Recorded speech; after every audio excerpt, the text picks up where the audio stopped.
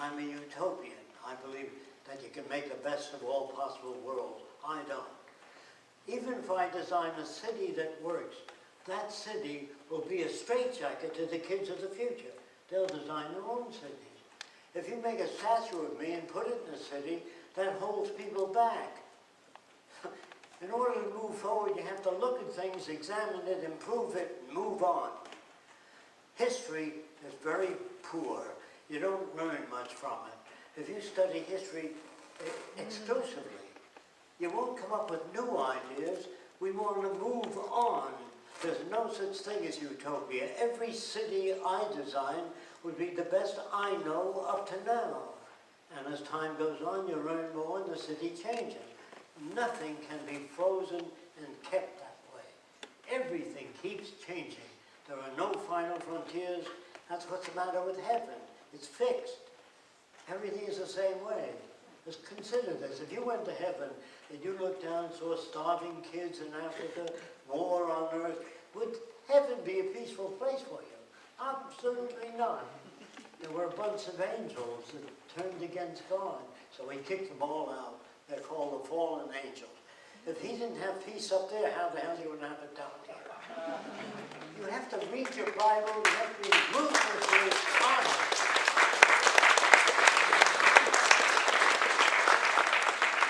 If you're not honest, it won't work. It says in the Bible, judge not, lest you be judged. That means don't judge anybody. You don't know enough about what made them that way. It also says in the Bible, therefore, by the grace of God, go I. That's anybody you see in a wheelchair, blind, all of us. That can happen to all of us. They don't know what to do about it. In 1927, I came up with a little idea which I got from bats. Bats can fly at night and not hit anything. How do they do it? By sound. So I made a little gadget that would fit over a person's ear and generate sound waves so you can hear an open door even though you're blind. You can hear an object in front of you by sound feedback. So we can build things in all cities so the blind don't need that white stick or a dog or anything like that. In the meantime, we'll work on artificial systems of vision. I think that human beings can solve any problem. If you don't understand me, I'm not upholding Germany this time. Some people think I do. We formed a blockade to prevent the Germans from getting rubber, but they had enough technicians to make synthetic rubber. So they made all the rubber for their airplanes, everything, out of their own chemistry. So with technicians, not in charge, understand, I don't want to see science in charge of government or technicians. What I want to see is their assignment to problems such as agriculture. When you can grow food twice as fast on the soil, you exhaust the soil. So we want to know how to grow food faster without exhausting the soil.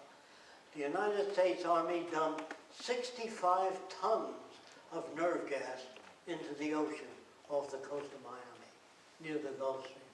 How can you love the country if the Army did that? They don't know what they're doing. They say, we want you to dump nerve gas. Yes, sir.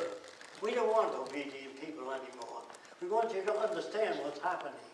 We don't want you to vote for a senator or some other jackass. They are incompetent, all of them. I want you to understand everything that you have today is your electric lights, your airplanes, your automobiles. You had nothing to do with them. You got them just being born in a country that had that technology. You got it for nothing. I don't think any of you here worked on the electric light or radio or television, very few people. So you got all that for nothing. Does it hurt you? Of course not. They said, well, you don't want to give people things for nothing, do you? This kid said that to me at Princeton University. Presto, you want to give people things for nothing. So I said, are you paying your way through college? He said, no, my dad is. I said, does that hurt you? This kid said to me, he still doesn't believe anybody would get things for nothing. So I said to him, well, as I